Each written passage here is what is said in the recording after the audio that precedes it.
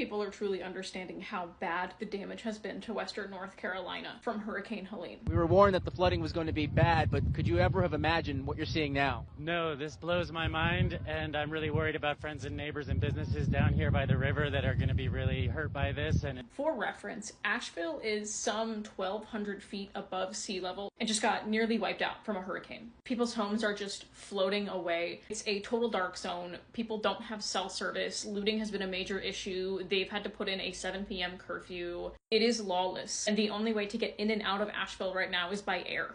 Parts of I-40 fell into the river. They washed away between Tennessee and North Carolina. It's just a reminder to me that climate change is going to affect all of us. No one is safe from the impacts of climate change. And Chimney Rock is completely gone. People have lost everything. And the Appalachians are some of the poorest regions in the country. These are people who, even if they had had the chance to evacuate, could not have. They don't have a lot. This hurricane season has been particularly bad for just the state of North Carolina in general. A few videos ago, I mentioned how there was 1,000-year flooding in Carolina Beach, which is on the very southeastern tip of the state. But the thing is, these flooding events are not once in 1,000 years, not even once in a century. These events are going to become increasingly common as the climate collapses. In the coming days, as service is restored, we are going to see the true extent of the destruction, and I just ask that you do not turn your eyes away. Because if you are not from here, one day it will be random people a couple states away, random people on the other side of the country, random people on the other side of the world, and then the next day it will be you. We are reaching a turning point in climate change. We are on the precipice of climate collapse. We really need to take action now to prevent these kinds of catastrophic events that are destroying our communities.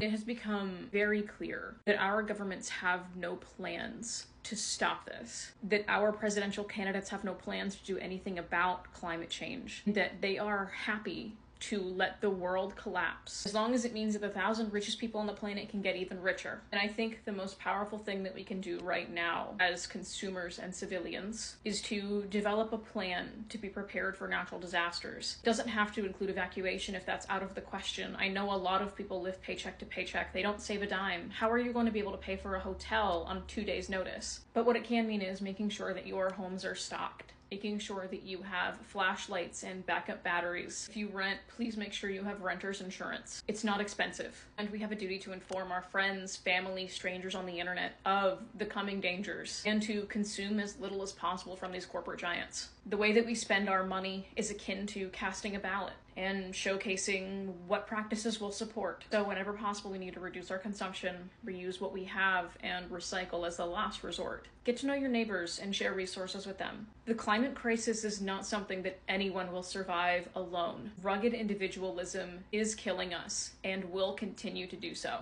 Stay safe and stay hopeful. Don't give in to apathy. Your hope is the most powerful thing that you have because it inspires you to act. I know it's frightening and I know it's disheartening, but we don't have to give up. But we do have to be knowledgeable and prepared.